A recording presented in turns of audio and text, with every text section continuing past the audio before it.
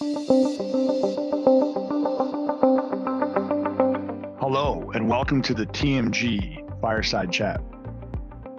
The premise of the TMG Fireside Chat is to bring leaders across the fire protection and life safety industry together and talk about industry-wide challenges and highlight solutions that will help to solidify the industry's foundation while preparing for growth through new technologies and strategies. In this episode, I sit down with Drew Slocum, Chief Strategy Officer for InspectPoint Fire and Life Safety Software and the host of the Fire Protection Podcast. During this chat, we hit on a few things. We talk about some golf. We reminisce a bit around our time at Tyco and Sales and business development activities in New York City, early on in our fire protection careers, and then we get right into it. We talk about the M&A market and the consolidation taking place over the last 8 years. We spend some time on this concept of fragmentation and how new contractors are popping up behind a number of acquisitions. We then hit on the entrepreneurial spirit in the fire life safety space and how it continues to bring new life into the industry. We then talk about the development of new technology, the Internet of Things, and how it's impacting our space. And then finally, we touch upon our relationship around this approach of two-way mentorship, encouragement, and accountability of each other, and how we've supported each other throughout our careers. I'd like to thank you for joining us on this episode of the TMG Fireside Chat, and we hope you enjoy it. Hello, and welcome to this week's episode, yes, of the TMG Fireside Chat. As you know, I'm John Mackey, and next to me is a good friend of mine, somebody I've worked in this industry for a long time. And for those of you that follow podcasts and other communication activities in the fire protection space, I'm fortunate to be sitting with Drew Slocum. Hey, everybody. Drew, in addition to Chief Strategy Officer for InspectPoint Software, Drew is also the voice and facilitator, if you will, for the podcast, the Fire Protection Podcast. Drew and I are going to just take the next 20, 30 minutes and have a conversation about what's going on in the fire protection space. I will say one thing before we get started. You may see, Drew and I struggling as to who's asking the questions because we have done numerous podcasts. I think this is probably the fourth or fifth time we said that. Yeah, no, this would be four. Number four. Yeah. And so, as you all know, if you've listened to us before, we have a tendency to just kind of find ourselves in a conversation. Exactly. And we expect the same for this one. So hope you enjoy. Again, be sure to like and follow the Mackey group and the Fireside Chat and all the socials. We're going to have all the links to Drew's website for InspectPoint, his podcast, as well as contact information, podcast notes, and we'll have all the same for the Mackey group. So, cool. All right, you ready, man? Yeah, I like being, usually I'm interviewing people, so I like it the other way around. So, I don't have to think of anything. You don't have to think of it. It's just, on your toes, right? So, very good. So what I've done with every one of these episodes, we always start to put the person being interviewed at ease. I know you're very comfortable, so this is more fun. And you always put me on the spot with your quick response questions. Yeah. So we have a little segment that we refer to as rapid fire questions. All right. So very creative on my part, right? Yeah. You like that? Yeah. So just kind of run through this real quick. Sports teams. Yankees, Eagles, and it should be maybe Eagles, Yankees, Eagles, Brooklyn Nets, and it's kind of weird. I'm originally a Suns fan, then became Brooklyn Nets. Yeah. Hockey's Rangers, and I think that's it. USA Golf, maybe. Okay. That's a stretch, Yeah. Right? What about, let's talk about your Eagles, right? I mean, nice run this past year, Yes. right? Yeah. I think the future's pretty bright for them. Yeah. Yeah, it should be a fun year. Most of the team is back. Weirdly enough, I'll follow it once the season starts, but I don't follow it up until like the season. Yeah. Last year was cool. I got my my two little boys, they're I think they just like Eagles and like the chants. I won't take them to Philadelphia for a long time because an age requirement there. Yeah. It's got to be PG-13. They did go. My wife's Jen's a Steelers fan, and we went to a Steelers game, preseason game last year, but it was family day, so it wasn't too crazy. Good. Yeah. Good. Yeah. All right. So obviously we've got a long wait for football to start, but Right. let's talk a little bit about what we just experienced this past weekend at the PGA. What's your take on the teaching pro from Mission Viejo, California, Michael Block? Michael Block. I think it's pretty cool. I was talking about this with somebody yesterday, and I think it's awesome that they're highlighting a teaching pro or just a PGA pro, right? You know, we belong to a club, and you know the guys there are Justin and Shane are awesome. Yeah. And to see that spotlight on somebody, it's really cool. The one, you know, I throw this out there because he's getting invited to all these tournaments. And if the listeners don't know, I know a lot about golf. A little bit. So he got invited this week into the Fort Worth Colonial Tournament. Canadian Open's invited him. I think he's got another invite. It's kind of really cool to see. Yeah. And you know, he was 15th place and under, so you know he'll be invited back next year. But in my opinion, if he didn't hit that hole in one, none of this stuff would happen. Agree. 100%. All right, you agree? 100%. You and I have not had this conversation. I know we haven't. I agree with you because that was the Cinderella aspect of the whole story. I mean, he wasn't going to win the tournament at that point, but that ace. Yeah. Even if he goes par birdie, so instead of a hole in one, he goes par and the birdie finish, same score. I don't think it's as cool because of how that happened. Right. Which is cool, the whole social media, and he's a great guy too. So kudos to PGA for picking up. I saw a couple stories. One, Rory said that Rory was excited walking around the course because there were so many fans rooting for Michael. Oh yeah, throughout the day, and so even to hear that from someone like Rory about wow, what a cool environment. I know. Number one. Number two, I thought as Brooksy came off the course after the photo, off the course. He sees Michael because Michael wants to congratulate him, and Brooksy says, "First round of drinks are on you tonight," which was great. And then the third part was I saw social media where Saturday night after Michael's third round, he was at a local bar across the street from the golf course, just hanging out. Yeah, with the caddies and just kind of talking about. The bill was pretty hefty, I hear.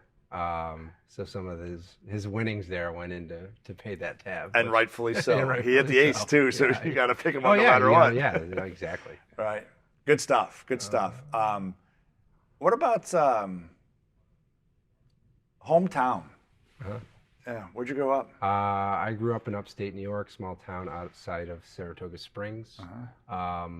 Saratoga Springs is a little north of the capital of Albany.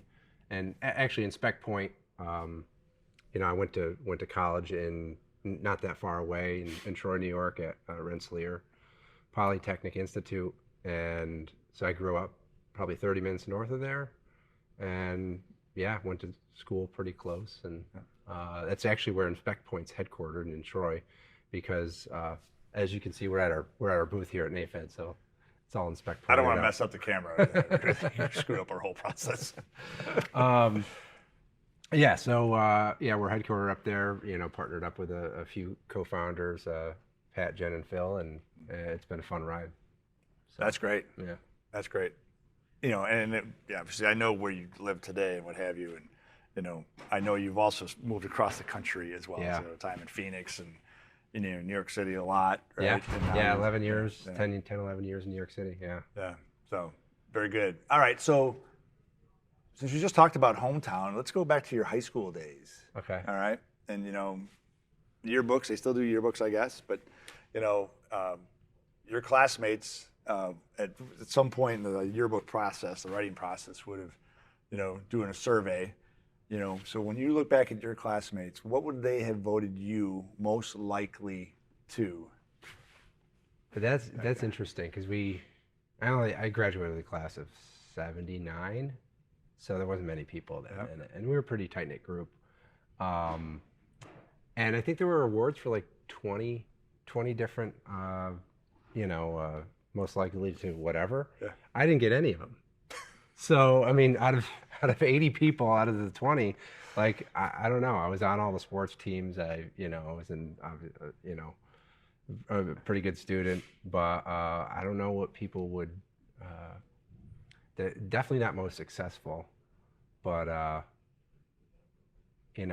we didn't have a most influential, and I didn't even think of anything about the podcast or being involved in fire protection, but looking back on it, I mean, that's potentially what it is. I was just looking at the class and everything. Right. So, I don't know. No, I think that's interesting, right? It highlights, who we are in, let's say, that chapter of our life through high school, and then that next chapter of college is written, and then you start the career. Right. Right? And so we all evolve. Yeah. And, I think in my case, I know if I went back to, my high school, same thing. My buddies are like, one, how'd you end up in fire protection? And two, right. You're actually doing a podcast now. Yeah, right? I know. It's it's all about opportunity, right? For those of you that don't know Drew and I started working together in 2009. I was promoted to the director of regional sales for Tyco on the East Coast, and Drew was our salesperson in New York City. And every time I was in New York, him and Cliff Hartford took care of us, our schedule, and I was very thankful to have the opportunity to learn about New York City. Yeah.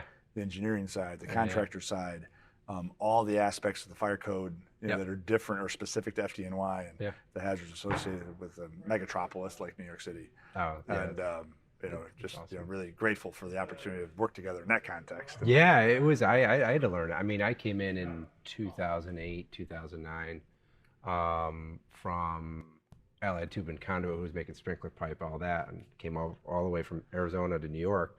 So I really didn't even know New York City. So I had to learn that probably pretty similar. Yeah. But you just got to dive into it and find some champions in the engineering world, find some, really great contractors out there.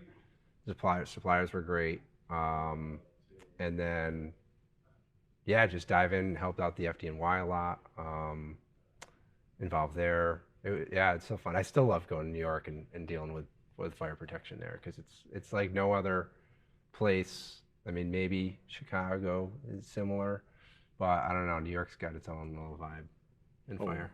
Yes, it does. I was just in New York a few weeks ago and got to experience, not a fire, but got to experience all the aspects of the city itself. And I do agree with you. It's you get borough to borough, or even within the subsets of the boroughs, there's microcosms of hazards, right? You get to Lower Manhattan, you have new construction, right? After 9/11, or you get into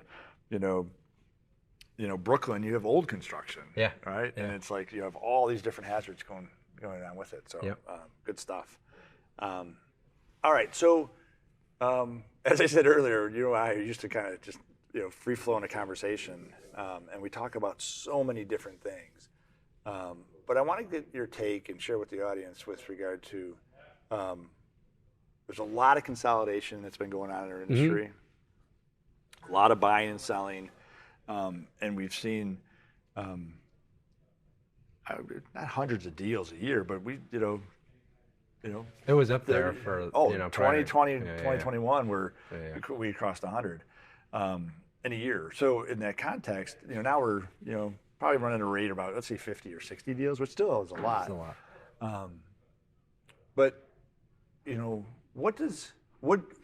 obviously, I've shared my perspective in consolidation with the audience, but when you look at what's happening with regard to the buying and selling in fire protection, that's all services, all trades. Right. What's your take on it? What do you see going on? I mean, I think it's what's happened is, and I just knew this just getting into Inspect Point. I didn't know this before and the other fire protection aspects, but just being with Inspect Point and users of our platform, the big national users that are buying up different companies, as well as just new companies starting out. So it's a full kind of spectrum there. And then the private family-owned companies still that are benefiting from some of the consolidation a little bit. They're holding strong. I think overall it was going to happen because a lot of owners are getting older. Yep. And they've done all this work for, 40, 30, 40, 20 years, whatever. Mm-hmm. And, they want to go on the beach and hang out with their grandkids or kids. They've or earned whatever. it. Yeah, they've earned it. So, so there's that. And obviously there's the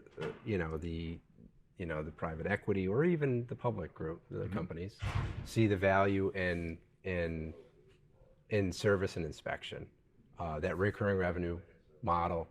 Installations are great, but the value goes way down on that overall. So if you have the mix on that service inspection side, you're highly valued, or the percentage of the ratio there.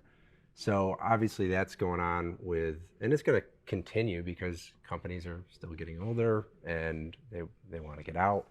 Now what's happening from those different buyers, either they're local buyers or regional buyers or national, international buyers, right?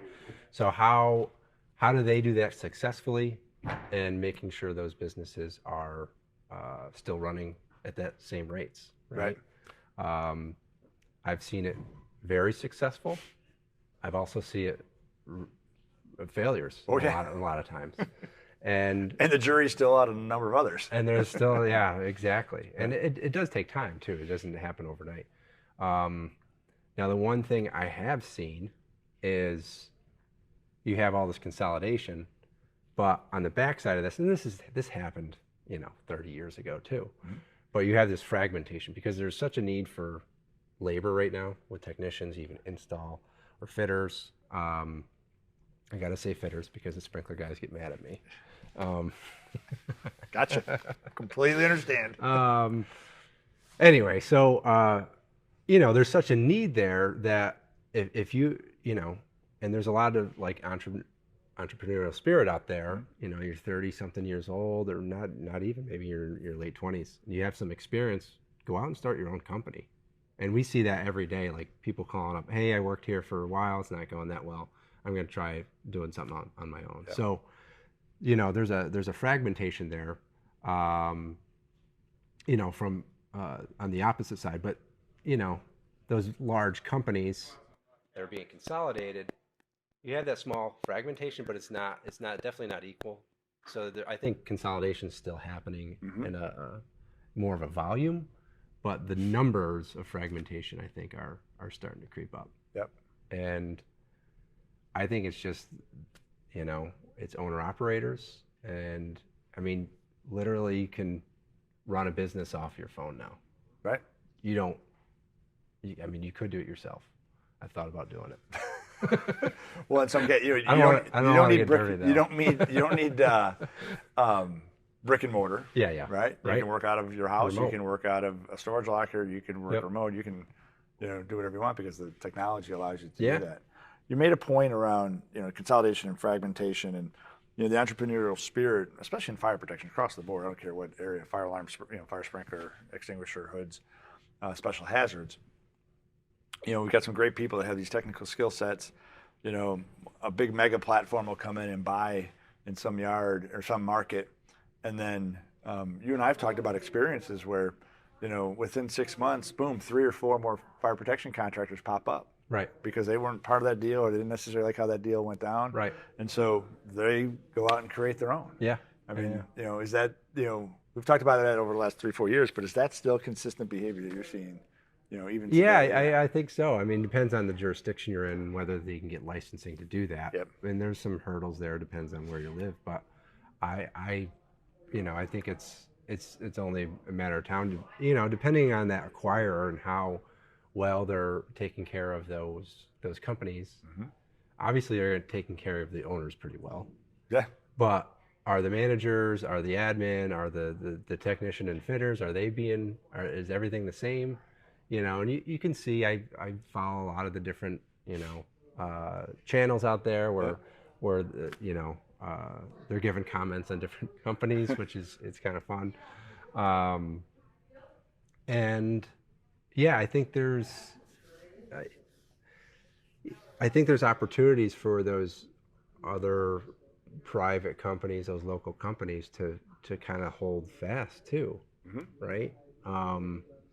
And with all this disruption going on, whether it's fragmentation or consolidation, if that company stays moving along, there's an opportunity to take account. Right, stuff. right. So. And one of the things that I was in a conversation today at the conference, and we're at the National Association for Fire Equipment Distributors Conference in Chicago. And I was talking to an owner, and he's talking about, I've got, these big megas buying companies around me all the time, and I'm not ready to sell, and I'm not sure, what to do. And I said, stay the course. Yeah. Right? You're young. In this case, he was in his early 30s. You are in the process of building your business, and you're enjoying what you're doing. Right. And the disruption that's going to happen within the mega platform, with regard to their ability to meet the needs of the customer, their ability to manage the change in the office, and everything's being rebranded, and new technology is being rolled out. Stay the course, because every contractor that's been in those markets that I've talked to over the last 5 years, business shifts. Oh yeah. Right, because when they make a call for service and they're dialing an 800 number, that's outside their area code, the customer's disappointed because they want to know that it's a local resource dealing with their local need. Right. And so he took a lot of excitement in response, because he was worried about, what's next for me. Right. And the challenge I'd say to anybody that if you're a contractor owner, you make the decision around selling your business when it's time, when you're ready to sell. Don't feel compelled to do that today. No. Because the disruption it puts either locally or across the industry as a whole, it's all upside. Yeah. For sure. Yeah. Now I know we're talking. I don't want to say negative about the consolidation, because I do think consolidation has its benefits on standardization and kind of weeding out some of the I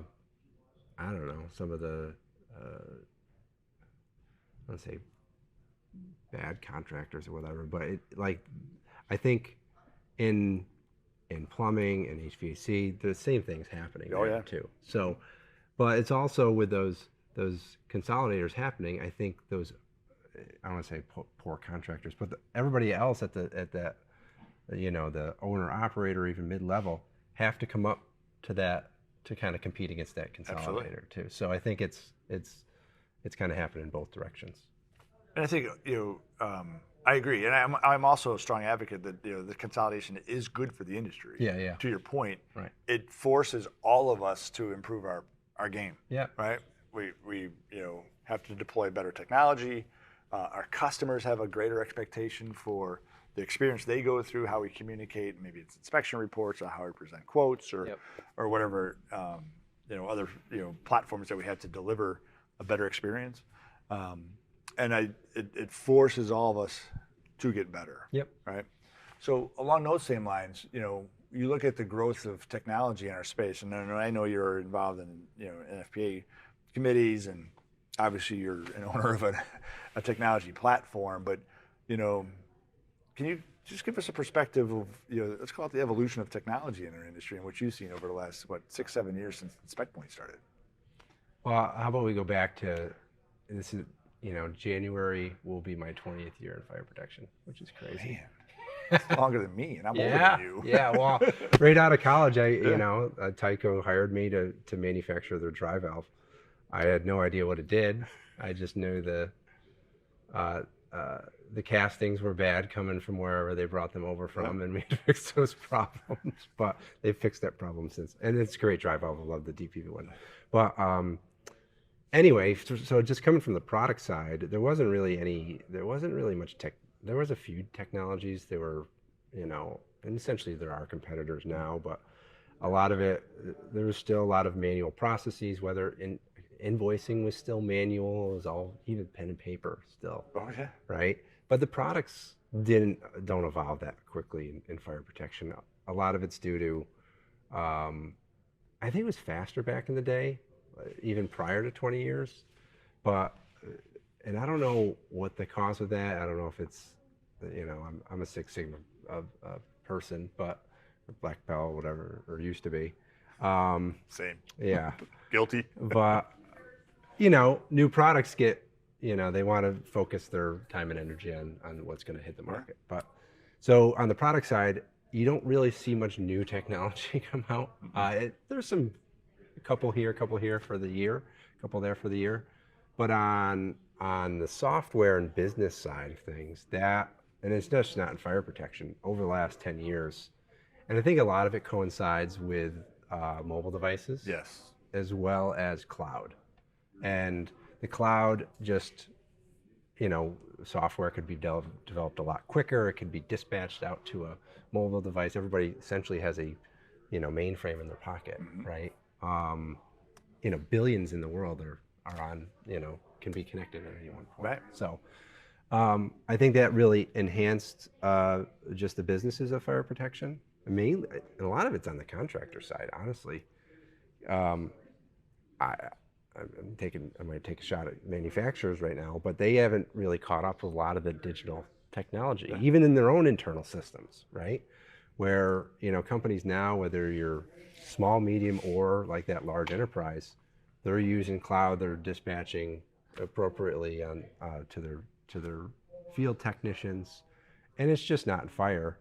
I think that's done that over all the different trades. But so automating invoicing, field service management, there's niche platforms like us that are specific to just one trade in fire protection. And,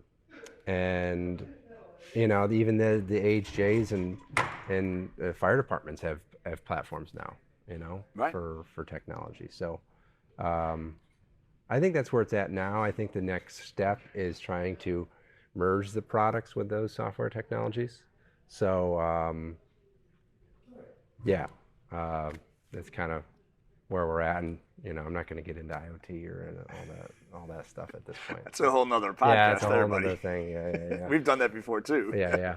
No, I agree with you. It's interesting. I did a podcast back in February. We dropped it, I think, in March, and it was with Paul Rivers, the former fire protection specialist for 3M, and he was a patent holder for Novec 1230, and we're just talking about the evolution of Novec 1230. And the context of the podcast was specific to differentiating PFAS and the shift we have in fire protection around good PFAS and bad PFAS. And in that podcast, we talked about how big companies, in that context, 3M, and all the money they put into innovation and product innovation. I mean, that's core. That's a core value for 3M is innovation. And the money it took to create Novec 1230 and the time. Right. It took him 10 years. Wow. Right. So in that context, and I agree with you, and I'll show another example here in a second, but the big OEMs had, historically have had financial resources. To your story about the DP1, right? And I was on the strategic side for Tyco, and the money we were putting in new product development. Yeah. All right, it was significant percentages of total revenue, right? Yeah. And so as those companies have shifted, right, and fire has become such a small part of the portfolio now, we're not seeing that money coming in behind. Right. That's the first part, and then the second part is, how do you compress, from a 10-year development cycle to find that product? Right. I'm going to venture a guess that DB1 or the things that we developed at Ansel, that was a 3-year cycle. Yeah. Right. Yeah. And we don't see that today. No. I was at an FSSA conference a few years ago, and they did a customer panel, and they had somebody from a fire protection engineer from Iron Mountain, they had a fire protection engineer, risk manager from Intel, and some other customer seated folks. And I do remember the expert from Intel turned to the owner, the OEMs, the equipment manufacturers in the room, and said, "Listen, your contractors are on our job sites every day, and they know the challenges that we have with equipment. Manufacturers, you need to do a better job of getting in front of your end user customer to understand the challenges they have with the product currently, and ask your customer what they need in new products." Yeah. Because our businesses, in the case of Intel, as a data center, are changing faster than we can keep up. Sure. And yet your product that we need isn't keeping up. No. Yeah. All right. So partner with your contractor and get in front of your end user customers to truly understand what we need. Right. And make the commitment. Yeah. I agree with you. I think that most of the development recently has been on the IoT side of things, and how do we improve efficiencies, and how do we, use electronics to get things done? But it is creating a gap with regard to, It is. At some point, the products we're going to have to merge with that, and it's just I don't know. We'll see. And traditionally, manufacturers are poor at software. Sorry, I'm a little biased, but they're good at making products, right? They're good at that whole process. The core competencies, right? And we're not good at making products, but we're good at making software. Yeah. So how do you do that? And I think it'll come together at some point. And but then our customers are going to tell us it has to come together. oh yeah, they're telling us now. Well, I asked somebody earlier here, and I'm like, hey, can you reach out to this manufacturer and tell them that you need this? I know you're one of their largest distributors. Can you tell them this in a quick email? He's like, yeah, I'll do it right now. Yeah. Yeah, guess what? I got a response from him. I got a response. Good. I think I know where that conversation is. We'll talk about that offline. All right. So I do try to kind of keep these, as you know, if you listen to Drew and I before, we've done hour-long podcasts. We're not going to do that today. We'll start to wrap up. So, all right. Yeah. All right. If you have an opportunity to work with one person who you really looked up to, somebody who's helped you grow it into the leader you are today, or someone that you've had the most fun working with, who would that be and why? So I think you kind of tossed this question out, and you might feel flattered, but it's actually yourself. It wasn't intentional. Yeah. Thank you. No, and the reason is, like, when I was tooling around with the idea, when I was working for Viking, you kind of promoted me to do it, right? And you kind of kept pushing me, so that like really sparked me to keep pushing, podcast, all that, and yeah, I think you and I will probably do something down the line as well. I hope. But yeah. Ever since the start in 2009, yeah, I can't think of anybody else that's bigger than yourself that's kind of helped me get here. So, well, thank you. I wasn't expecting that one.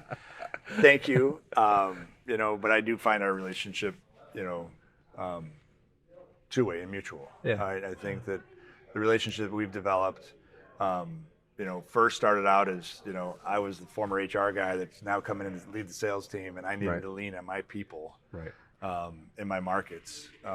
And, you're my guy, through Charlie. I don't want to miss Charlie Suberon, because Charlie was influential in that process as well. But being able to spend time with you, one from a product perspective. I remember you and I went to a couple MEP contractors, just you and I know Charlie. I do remember a great, I should say great, it was a painful dinner we had with a large New York City sprinkler contractor, I'll leave nameless, that was at, I'll leave it at that. Don't worry, they're not listening to this. They're not listening to this one, but they owed us some money. And then the experience that we had with New York City Mass Transit. Oh, that was fun. I forgot about that. That was really eye-opening, and how we got to that point. Again, another podcast, but you're all part of those processes. Yeah. That goes back to where we were in 2009, 2010, 2011. And, just very grateful that we've been able to develop a relationship. In both cases, as our careers have gone different paths, and we've crossed back over. Right. You started your company, I started my company. Right. And here we are. Yeah, I know. It's so crazy. It's great. And I think that, we did a podcast a few months ago with Todd Stevens, and we talked about the importance of mentorship and not only Todd, but my friend Wills Moore as well, and about the importance of mentorship. And, a lot of corporations try to drive this formal aspect around mentors and helping people develop. And in both podcasts, I said, listen, that those relationships don't always have to be formal. Yeah. There are natural relationships that just develop, Yep. and we find ways to support each other. And I think that we highlight how over the last, what you said, 2009, 14 years ago. Yeah, it's crazy. And here we are. So, So thank you. Hey guys, thank you for listening and going on this journey with us. If you enjoyed what you heard, please give the TMG Fireside Chat a 5-star review on Apple Podcasts. And be sure to like, follow, and share TMG on all socials, as well as all podcast platforms. And finally, be sure to tell your friends across the fire protection industry about the TMZ Fireside Chat. Thank you and be safe.